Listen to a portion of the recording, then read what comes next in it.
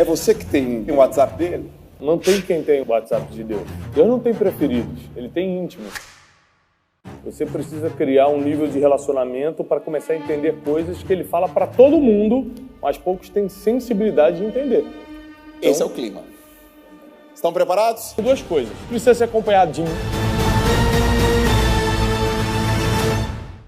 Fala, turma, tudo bem? Olha só, antes da gente começar o episódio de hoje, eu quero falar uma coisa muito importante para vocês. Muita gente me pede aqui para eu avisar quando eu vou palestrar ao vivo. Próxima data, o próximo evento que eu vou palestrar, que elas querem me ver ao vivo. Então já anota aí, ó. Nos dias 30 de setembro e 1º de outubro deste ano vai rolar o D2C Summit, que vai acontecer em São Paulo. Vai ser o maior evento do Brasil voltado para quem vende direto ao consumidor. Então se você é lojista, creator ou empreendedor, esse é o seu lugar. Serão 5.000 pessoas, mais de 100 atrações e o palco vai estar incrível. E, obviamente, eu vou estar no palco também, levando conteúdo prático, direto, ao ponto, do jeito que vocês gostam e curtem sobre vendas aqui na internet. E se você é do JJ Podcast, tem um presente incrível. 15% de desconto no ingresso com o cupom JOELJ15. O link está aqui, ó, na descrição, tá? Então, se você sempre quis me ver ao vivo, se conectar com outras pessoas do mercado, sair com ideias novas e energia renovada, este é o momento. E eu espero vocês lá. Combinado? Agora bora pro episódio de hoje. Senhoras e senhores, sejam muito bem-vindos ao JJ Podcast. Essa edição é absolutamente especial. Mostra a galera, tamo ao vivo aí, grita galera! Estamos na Casa Destino. O meu convidado de hoje não é novo, você já conhece, você já gosta dele. Ele já veio no podcast várias vezes, talvez um dos que mais veio no JJ Podcast. E ele tem uma frase das inúmeras e uma que me marcou, e eu vou começar, que é o seguinte: nosso futuro é decidido pelas decisões que tomamos e não pelas desculpas que damos. Casado com a Janine, pai da Júlia, do José, do Joaquim e da Jasmine. Teólogo, CVO do Instituto Destiny, escritor best-seller, escritor de mão cheia, 9 livros e o mais recente, Princípios Milenares, livraço, amei. Treinador de líderes, treinador de CEOs, treinador de empresários, mentor de grandes personalidades, mentor de artista, atleta e tantas pessoas que fazem diferença no mundo afora, palestrante internacional, mais de 11 milhões de seguidores na rede social. Meu amigo me ajudou várias vezes na minha jornada, quando eu estava com dúvida, quando eu estava com medo, quando eu estava com receio. Receba no JJ Podcast, senhoras e senhores, Thiago Brunet! Obrigado. Uma honra. Meu irmão, obrigado. Uma honra estar aqui, uma honra porque o que adianta você ter uma mensagem e não ter quem queira ouvi-la? Para você ter uma mensagem, você precisa garantir que tenha pessoas que queiram e precisem ouvir essa mensagem. Eu estou escrevendo um livro novo, se chama Ganhe o Mundo, mas sem perder a sua alma. É um livro sobre dinheiro, sobre riqueza, como você ganhar o mundo inteiro sem vender sua consciência, que é o maior desafio hoje que tem para os empreendedores que querem ganhar o mundo e ter o seu próprio negócio e enriquecer, mas ao mesmo tempo não fazer nada que quebre os princípios que vão depois levá-los à infelicidade, à desgraça, a uma vida sem sentido e vazio. A maioria dos bilionários que me ligam hoje pedindo ajuda faturam 10 bi, 15 bi, patrimônio multibilionário, mas tem algum vazio tão grande que ele tem coragem de pegar o telefone e me ligar e pedir ajuda. Você sabe que para ligar e pedir ajuda você tem que ter coragem, né? Você tem que estar num desespero a ponto de ter coragem de pegar o telefone e pedir ajuda. Então eu fui descobrindo que nós nascemos para empreender. Como teólogo, eu posso afirmar que desde Gênesis, quando começou o mundo, nós fomos colocados aqui para empreender. Deus criou um homem e falou: você multiplica, você guarda o jardim, você cuida do jardim, você faz as coisas acontecerem, você dá nome aos animais. Nós fomos colocados para empreender. Sim. Só que na jornada para empreender, a gente comete muitos erros. Então, nos últimos anos, eu vim escrevendo livros, não só para incentivar as pessoas a crescerem e cumprirem seu propósito, que é empreender na vida, mas a cometerem o mínimo de erros possíveis. Não dá para não errar, porque nós somos seres humanos, nunca seremos perfeitos, mas dá para a gente diminuir a margem de erros. Por isso que eu escrevi o Princípios Milenares, que é esse livro mais recente, por isso que eu estou escrevendo o Ganho o Mundo, que é o livro mais atual, que eu estou escrevendo atualmente, e sempre incentivando as pessoas a acertarem na vida, errando o menos possível. Muito bem. Já começarei as minhas anotações, senhores. Sugiro que vocês comecem anotando, sobretudo, as decisões que vocês vão tomar a partir deste bate-papo com o Brunet, tá?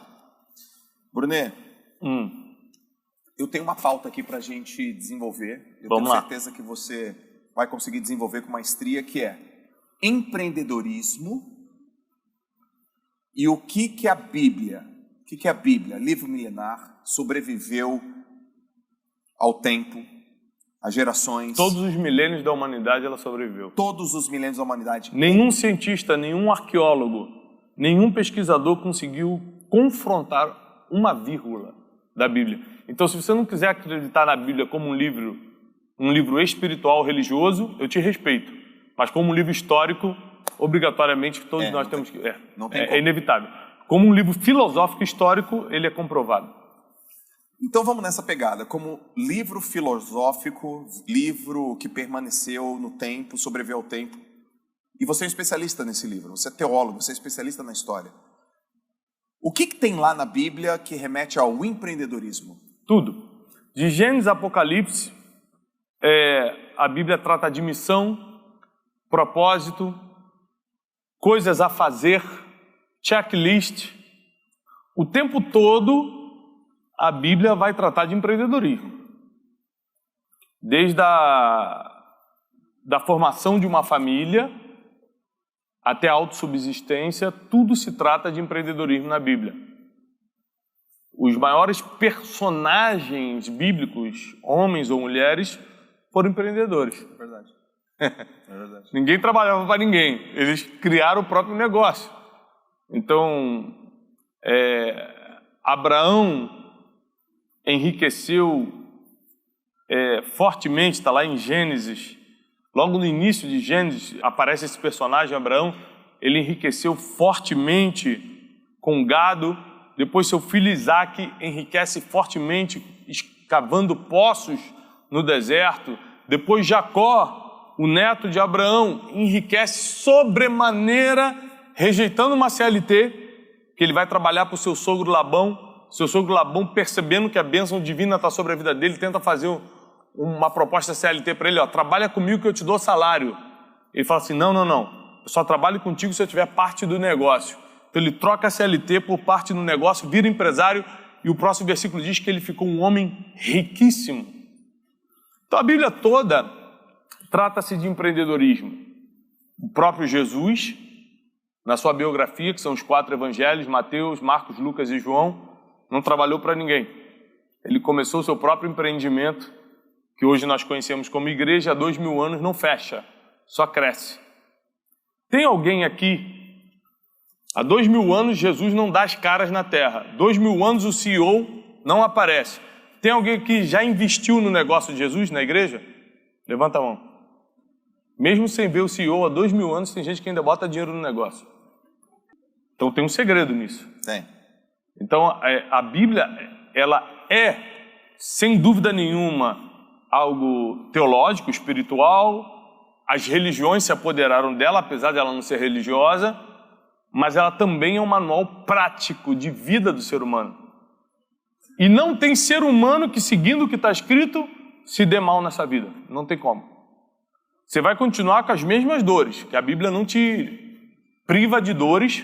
Ao contrário, diz que muitas serão as aflições dos justos, mas te promete livramento de tudo. Então, apesar das dores, apesar das lutas, apesar dos apertos, a Bíblia te promete livramento de todas as coisas, caso você esteja alinhado com ela. Então, uma pessoa que hoje não conhece a Bíblia é uma pessoa que está abrindo mão não só de filosofia, não só de conhecimento geral, mas está abrindo mão da tendência da nova geração, que é a espiritualidade. A espiritualidade, ela é a tendência da nova geração, porque a gente tentou de tudo e não conseguiu completar o vazio.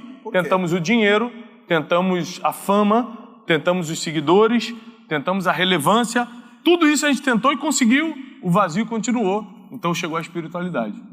Vai mais fundo nessa ideia da tendência da nova geração, porque eu nunca ouvi você falar disso. É porque a tendência, a nossa geração, ela está buscando coisas que outras gerações não buscaram. Por exemplo, fama é uma coisa exclusiva da nossa geração. Um ou outro em gerações passadas, século XVII, século XVI, um ou outro buscaram isso. Relevância através das artes, da pintura, do teatro, da ópera, da música. Um ou outro. Na nossa geração, todos estão buscando seguidores nas redes sociais. Então nós vivemos uma geração que está atrás de relevância, mas não tem a mínima ideia do que isso significa. Porque se tivesse ideia, não estaria correndo atrás, porque o preço é alto. O preço de saúde mental, emocional, de guerra espiritual, de disciplina física. Eu odeio ir para academia, odeio fazer dieta, mas a única forma de eu cumprir meu propósito é fazendo dieta e indo para academia. Então hoje eu fui para academia, hoje já fiz minha dieta, ou seja, apesar de odiar, a minha geração exige saúde física, mental e espiritual, senão eu não consigo cumprir meu propósito. Então nós estamos numa geração diferente e a gente precisa identificar isso e corresponder ao tempo que estamos vivendo, ao timing que a gente está vivendo, e é um tempo de espiritualidade, porque além do corpo e alma, que são nossas emoções, intelecto e consciência, agora tem o espírito, corpo, alma e espírito, que é o que dá sentido de vida, senso de eternidade. Não vai acabar a vida quando eu fechar os olhos aqui na terra, senão é muito curto, porque eu já enterrei minha mãe. Então, para quem já enterrou alguém querido, sabe que a vida é muito curta. Quem não teve essa experiência ainda acha que a vida é longa. Exato. Quem já enterrou alguém sabe que a vida é curta, então você quer ter uma esperança maior do que essa vida, e só a espiritualidade te promete isso. A Bíblia vem como uma resposta não só para uma vida empreendedora, mas para uma vida completa.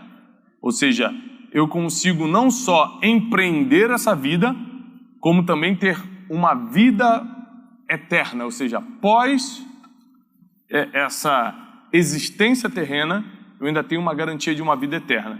Então isso, para quem trabalha com investimento, que é um pensamento de longo prazo, o melhor investimento que tem é você investir na eternidade, porque vai ser para sempre. Aqui na Terra são 70, 80 anos. Então eu tenho procurado colocar na mente das pessoas a importância não só do crescimento financeiro. Já fui pobre e aconselho a não ser. Não vale a pena ser pobre. Vai por mim. Fica a dica. Acredite em mim, não é bom. Não tente essa experiência. É muito melhor ter dinheiro. Mas só que para ter dinheiro você precisa ter algumas coisas no lugar. Boa. Você precisa ter saúde mental e emocional, porque senão ao ter dinheiro você se acha mais importante do que alguém, e não é. Você precisa ter um senso de espiritualidade para entender que o dinheiro é uma ferramenta para cumprimento de propósito e não para você se achar ou gastar com seus próprios prazeres, porque existem dois tipos de prazeres. Eu explico isso no novo livro que eu estou escrevendo, Ganho o Mundo. Existem os prazeres lícitos. Vamos jantar hoje junto? Vamos para o melhor restaurante de São Paulo, eu, Janine, você e Lalas? Prazer lícito. E existem os prazeres ilícitos. O dinheiro paga ambos. Então o problema quando você tem dinheiro é que o prazer fica à disposição e, biblicamente falando, o prazer é inimigo do sucesso. Então, Qualquer que seja o prazer? Ilimitadamente falando ou excessivamente falando, para você ter alcançado os resultados que alcançou como esportista, você tem que abrir mão de muitos prazeres. Ou é a noite toda bebendo com os amigos, ou é de manhã treinando na piscina. Tem que escolher. Concorda comigo? Sim. A gente é casado com uma mulher só. Ou é o prazer da nossa esposa, do nosso lar, ou é o prazer que as orgias podem oferecer e o nosso dinheiro pode pagar. Então a gente precisa escolher qual tipo de prazer que a gente quer. O lícito, que é aquele que ninguém vai reclamar, e o ilícito, que é o que todo mundo vai te acusar. Então o dinheiro tem poder para comprar ambos. Então, se você não conhecer os princípios milenares, você vai crescer através do empreendedorismo e usar a fama, o poder e o dinheiro que o empreendedorismo dá para as coisas satisfatórias à carnalidade e não à espiritualidade. E o que te dá durabilidade é a espiritualidade. Uou, muito bom. Brunet, Jesus, me dá 3 sinais de empreendedorismo nele, assim, claros, nítidos. Número 1, nunca trabalhou para ninguém.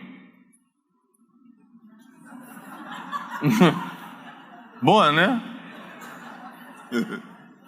Ele não trabalhou para ninguém, ele herdou a carpintaria do pai, do pai postiço, José, porque tecnicamente, teologicamente, ele é filho de Deus. Deus, através do Espírito Santo, engravida Maria, e Maria tem Jesus. José o assume, porque através de uma revelação de anjo, ele entende que aquilo é de Deus. José era carpinteiro, passa a função para Jesus. Então Jesus, enquanto não chegou o tempo de cumprir o seu destino, ele trabalhava como qualquer um outro. Isso aqui ensina muito para a gente, que nem sempre a gente vai começar trabalhando com o que nasceu para fazer. Jesus não nasceu para ser carpinteiro, ainda assim o foi. Então, às vezes, você está num tempo que está trabalhando com aquilo que só paga as tuas contas, para um dia te dar tempo, tranquilidade de descobrir o que realmente você nasceu para fazer. Certo.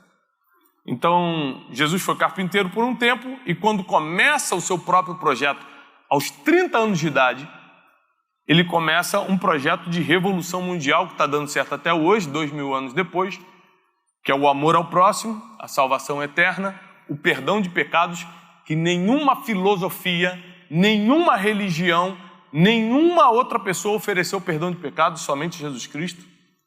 Perdão de pecados é tudo que você fez de errado, que você sabe que é errado. Daqui para trás, ele te perdoa se você se arrepender diante dele. Só Jesus te ofereceu isso. Eu sigo Jesus não porque eu sou nascido nessa consciência cristã e religiosa, mas porque eu tenho pecado suficiente para reconhecer que eu mereço o inferno se não fosse o perdão dos meus pecados. Então eu sigo Jesus por causa disso, pela consciência que eu tenho das coisas que eu já fiz. Não criminais, graças a Deus, mas erradas o suficiente para ser condenado.